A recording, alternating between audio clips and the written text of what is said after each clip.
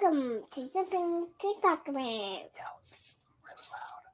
Welcome to something to talk about. Hi, welcome to Something to Talk About. My name is Taco, and happy Saturday morning. We're here to do one of these Song of Ice and Fire character lore vids. This is what's going on. Pause this if you've never read it, and yeah, let's just go. General spoilers for the books. This is a thing I need to start saying, apparently. Who knew? I'm just joking. I should have always said it. I'm just bad at remembering things. That's why I normally have cards to read, because I wouldn't know, right? So this character comes in about midway, chapter 27. So, not even quite midway, like a little bit into the Dance of Dragons, the book Dance with Dragons.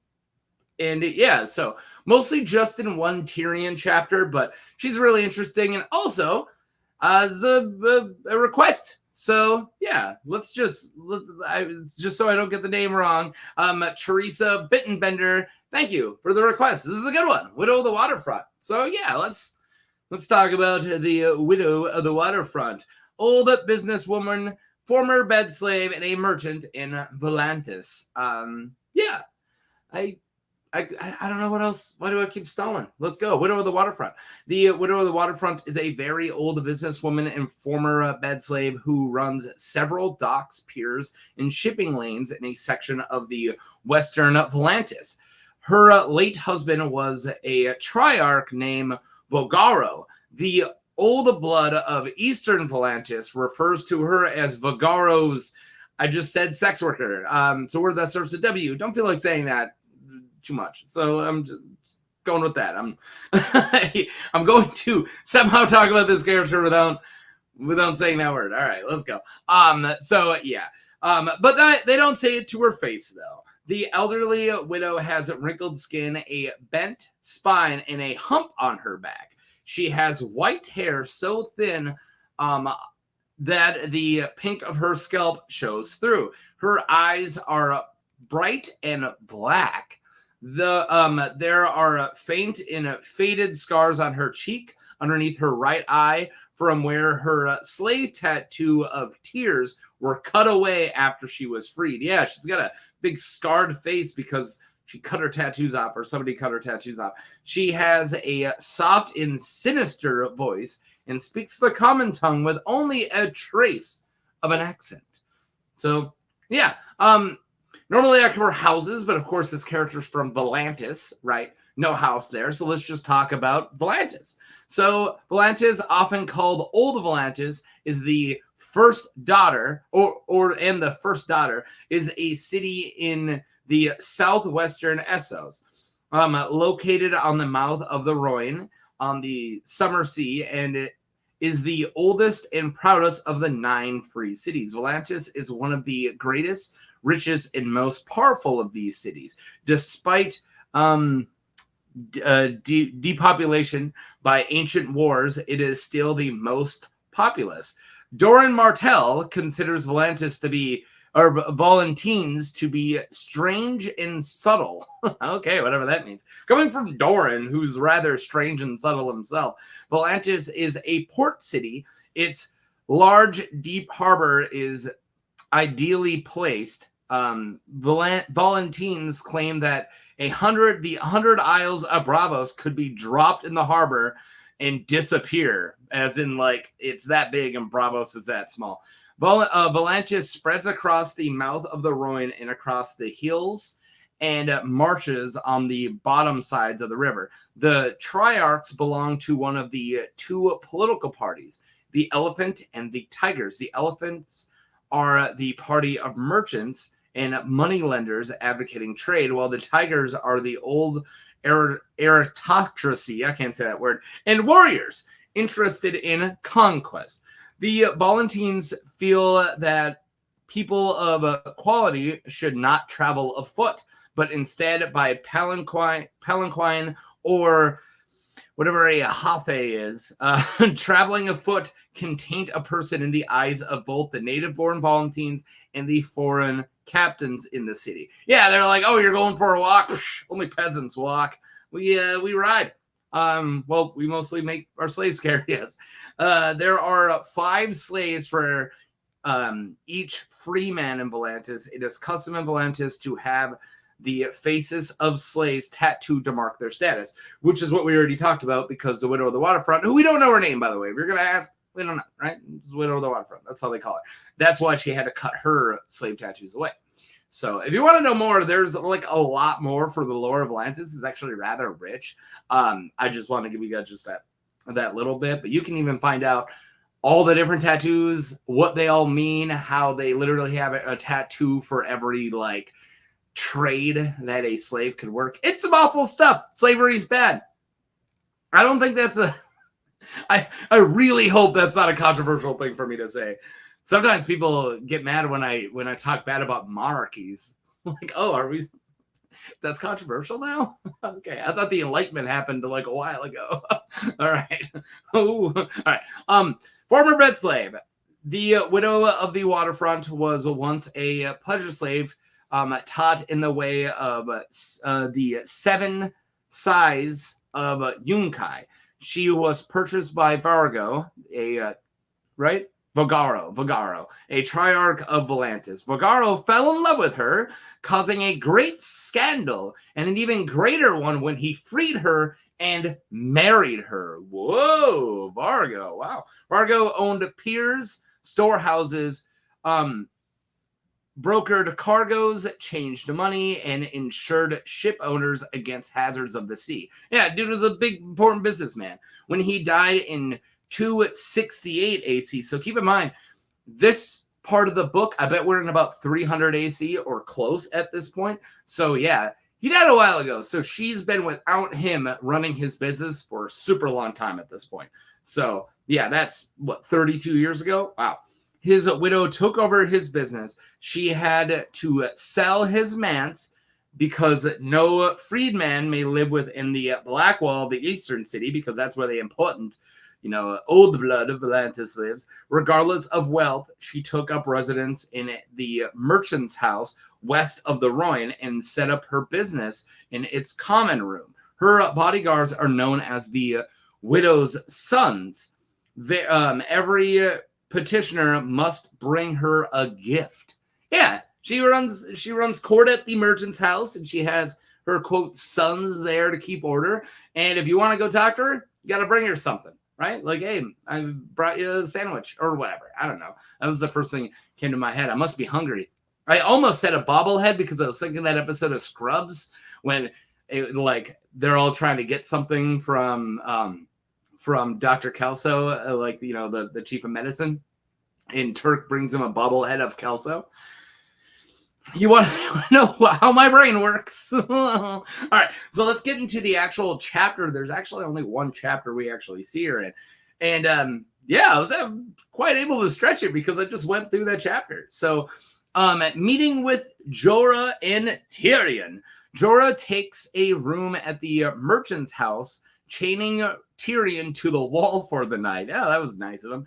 The widow meets Jorah Mormont the next morning, seeking passage in a ship. He's seeking passage in a ship to take him and Tyrion to Marine, although Tyrion doesn't know that yet, to meet Daenerys Targaryen.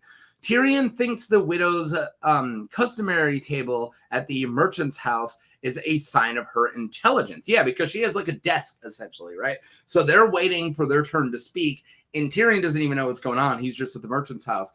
And then when he finally sees the important person that they're there to talk to and where her desk is situated, he's like, ooh, she's thinking. And I'll explain what we mean by that. So it's a sign of her intelligence. It has solid stone behind her, right? So she can't get attacked from behind. And a leafy alcove to one side for easy entrance and exits. A perfect view of the inn's front door, but it is within enough shadow that it is nearly invisible. She smiles at the sight of Tyrion, saying, "A dwarf? Volantis has been overrun with dwarves as of late, it seems. Does this one do tricks? She purrs in a sinister yet soft voice. So Jorah says, no. I love it. It's like, I'm being very flowery and talking. And he's like, no. Jorah Mormont. Bear. Jorah. So if you guys don't remember when in the story this is, so Tyrion's, like I said, beginning, light spoils. So, all right, we're going to talk about it. So Tyrion first hooks up with Old Griff and the Shy Maid, right? Goes all the way down the River Rowan, and then he gets kidnapped by Jorah. And Tyrion, this entire time thinks that he's going to bring him to Cersei because Jorah just keeps saying the Queen. And he's like, oh, all right, when are you going to kill me? And then Tyrion, this chapter's really good. It is. And I'm not going to do this chapter justice because I'm not telling you about Tyrion's point of view in it. I'm just talking about the Widow of the Waterfront and giving you everything we know about this character. But his point of view in this chapter is really good because Dance Tyrion is so kind of unhinged, right? And he's like trying to figure out what everyone's doing, and he's doing this, and he's probably my favorite like point of view author, like my favorite head to be in, even when he gets this psycho, except for the times when he gets too psycho, because I'm like, oh, Tyrion, oh, man. Yeah, no, late books Tyrion. Bad touch. All right, does this one do tricks? She purrs, and he says, no. She then goes on to say that he reminds her of an old monkey she had, and then asks if he is a gift, because, everyone brings her a gift. Jorah goes, no. Giving her a small gift of some gloves. He sets it on the table next to the much nicer golden gilded gifts. He's like, here's some gloves that she has already gotten this morning. So, yeah, she's already gotten a lot nicer stuff. She asks what they want, and Jorah says he wants to go to Marine. So at this point, which again, we're not talking about Tyrion, but Tyrion's like, Marine? It's a really cool part of the chapter. Like, that one word changed his entire world because he thought he was going back to Cersei. All right. Anyways, she wonders why they came to her because she has no ships. She's being modest. She doesn't have any ships, but pretty much every ship person works for her, right? Jorah says that she has influence over the captains. She gets wine for her and Jorah, so she also drinks first, like making sure that he knows that it's safe, saying that the others are going west, not east. She wonders on his business in the east, saying that it can't be slaves because Dany has ended the slavery. Yeah, Dany isn't Daenerys. So, Daenerys Targaryen's ended slavery, so you must not be going that way. She assumes, or you must not be going for slaves. She assumes that the only reason a Westerosi knight would go east is for dragons. She goes on to tell tales of Dany feeding infants to her dragons. Wow. And bathing in virgin blood. Yeah, because this is a thing in both our real history and in the Song of Ice and Fire, when there's a woman who's breaking the rules, like she's in charge and she doesn't have a husband.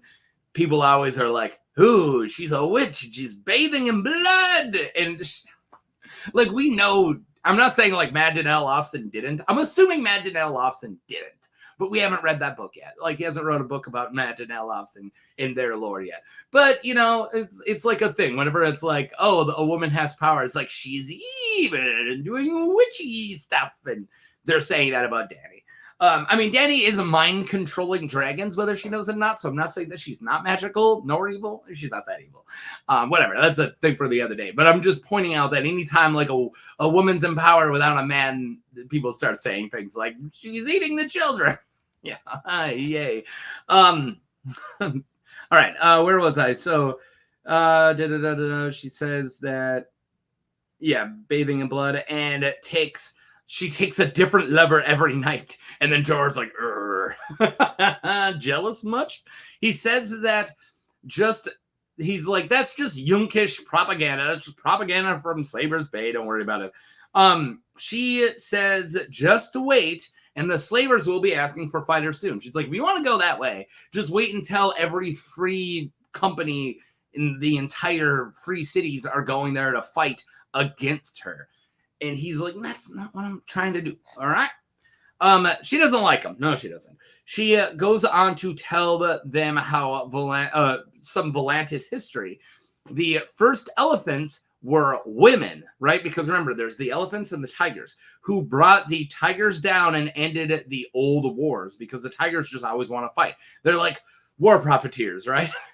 And that was 300 years ago, and there haven't been a female triarch since. So even if the first elephants were female, there hasn't been one since.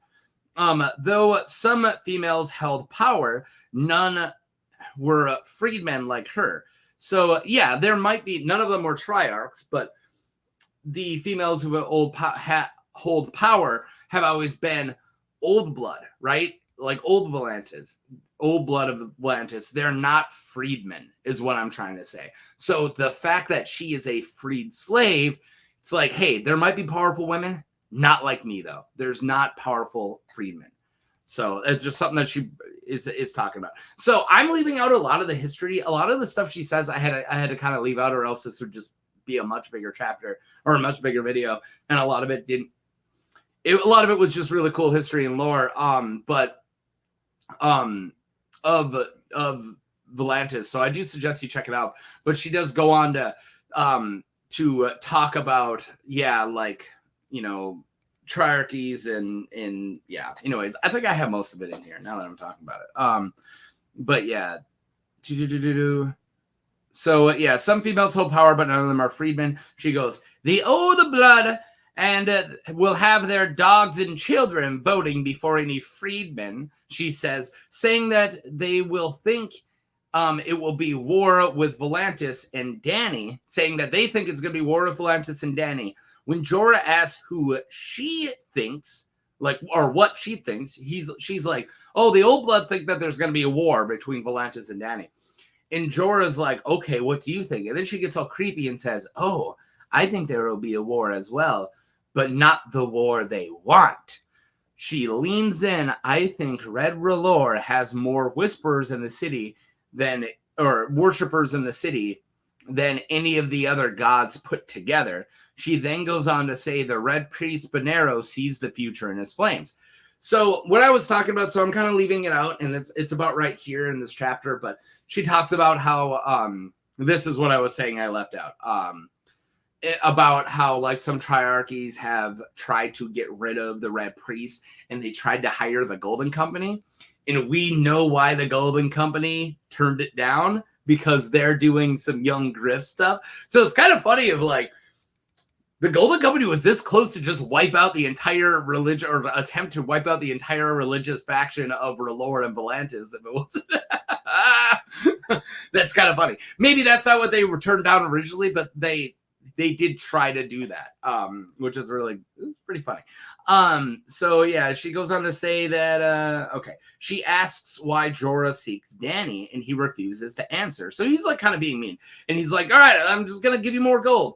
She says to save the coin, and the bad looks, because he's like scowling at her, and she's like, stop scowling at me. And she says that she could snap her fingers and send them to Marine as a slave. Some guards then step forward, and she says, seek the widow of the Waterfront, someone told you.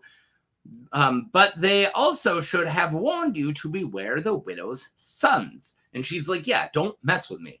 She threatens, then asks again why he seeks Dany, and then he says to serve her. And he kind of goes on because he's like, dude, I'm in love with Dany. Would you not know me? I'm the Dany Stan over here.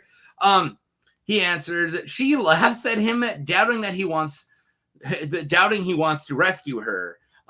She's like, you're gonna go and try to rescue her right now? Okay. She laughs and then claims she knows who Tyrion is, and she calls him Kingslayer, a few other things, and then Lannister. And he's like, wow, and the way she says Lannister sounded pretty bad. So Tyrion tells her his intentions along with his horrible plans of Cersei. Yeah, he said some awful stuff here. I'm not going to repeat. He's like, oh, I want to blank and blank and blank my sister. It's some awful stuff. So then she smiles and goes, "This one's honest." Wow. Yeah, honestly disgusting. She says about Tyrion, but says she doesn't like or trust Jorah, and then she turns them down. Just don't leave yet. I got one more slide. All right. A dwarf fight. Suddenly, all hells break out. Hell breaks loose. All the hells break loose. Tyrion is attacked by a knife-wielding dwarf.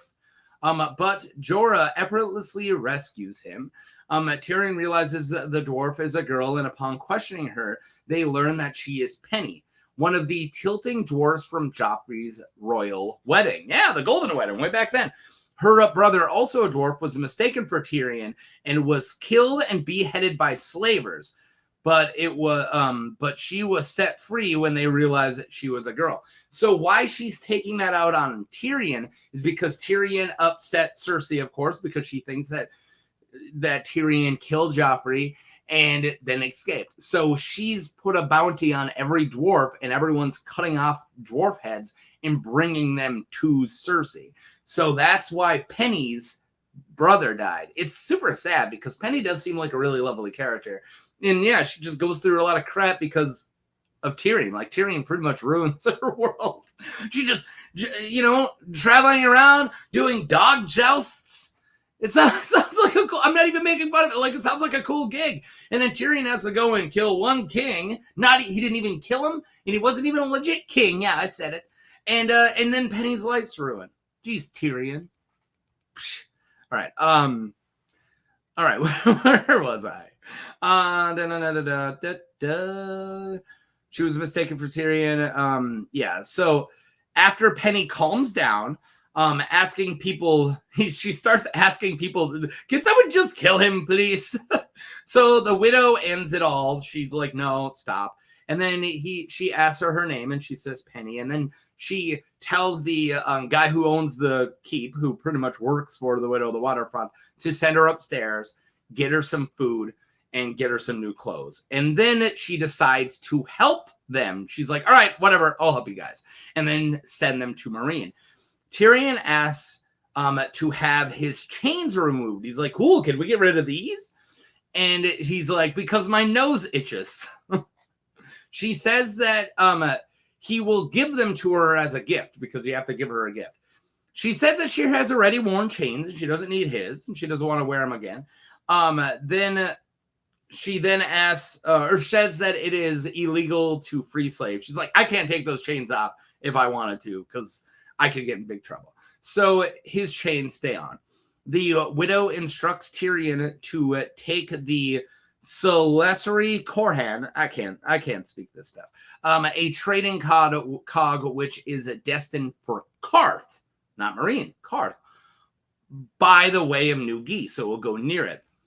But Bonero has foretold, so again, the head priest of R'hllor, Bonero, has told that it will not reach its destination. So Jorah's like, "I don't want to go to Karth. We're not trying to go to Karth. We're going to Meereen." And she's like, "Yeah, well, the priest said it's not even going to make it."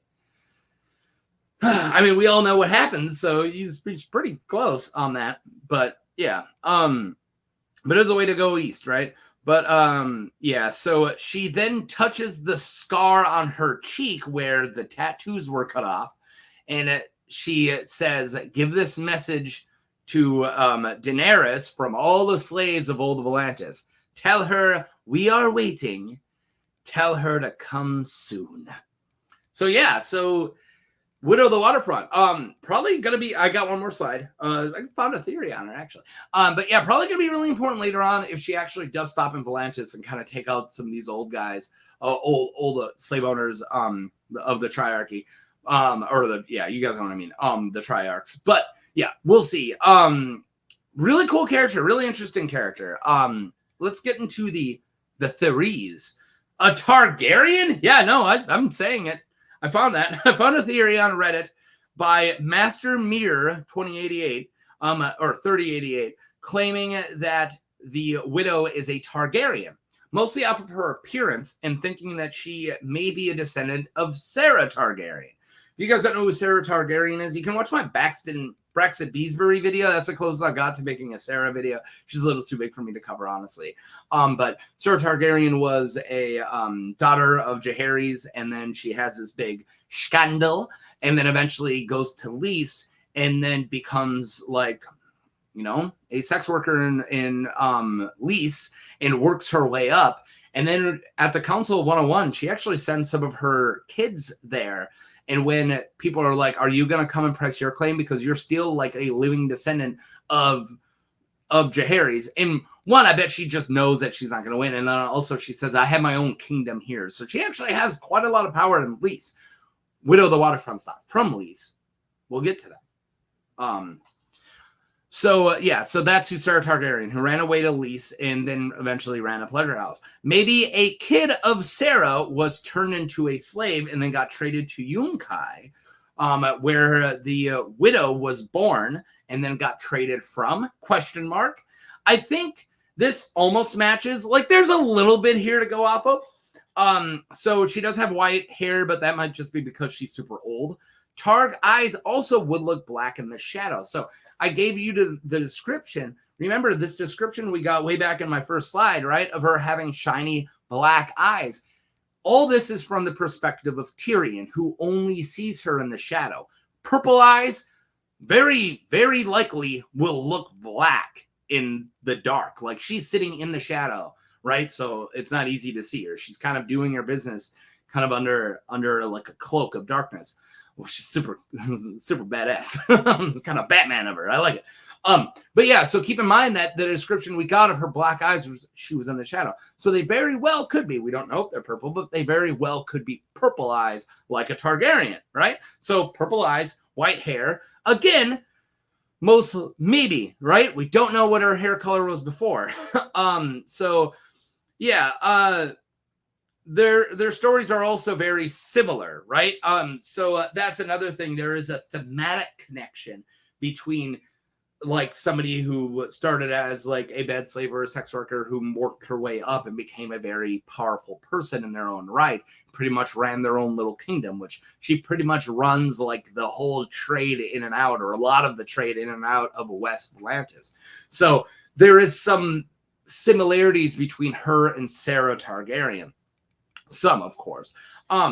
So yeah, I am not a fan of everyone as a Targ theories, and that's definitely what this is. And this one has very little to stand on, but it does have some to stand on. So, like I said, there isn't much here, but there is something there. But I'm not gonna put any money on it that she is a secret Targaryen or a descendant of a Targaryen. And even if she is, I don't know what the importance is.